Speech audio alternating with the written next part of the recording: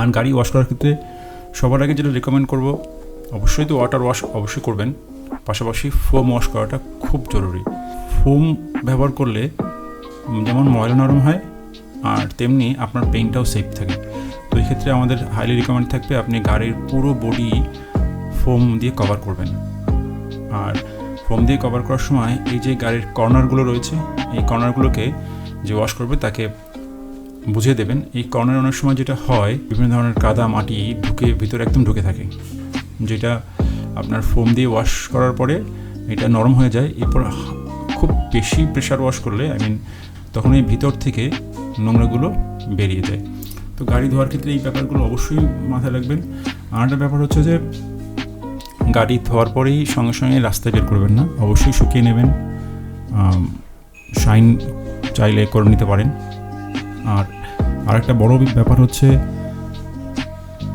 গাড়ির টায়ার, গাড়ির হুইল, গাড়ির যে নিচের অংশ, বডির যে নিচের অংশ, এই জায়গাগুলোই কিন্তু খুব বেশি নোংরা, ধুলো, কাদা জমে থাকে।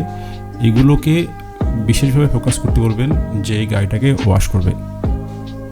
আর সবথেকে আরেকটা বিষয় হচ্ছে যে আপনি যখন গাড়ি ওয়াশ করবেন, গাড়ির ইন্টেরিয়র, সিট, ড্যাশবোর্ড, এগুলো তো অবশ্যই পরিষ্কার করবেন, এটা তো রেগুলার ব্যাপার।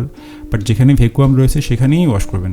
অনেক ক্ষেত্রে যেটা হয়, অনেক জায়গায় এয়ার প্রেশার ইউজ করে, ভ্যাকুয়াম মেশিন থাকে না, তো সেক্ষেত্রে সেখানে ওয়াশ করতে না যাওয়াটাই better. Without vacuum machine pressure wash করলে আসলে সত্যি করব বলতে ভালোভাবে ক্লিন হয় না।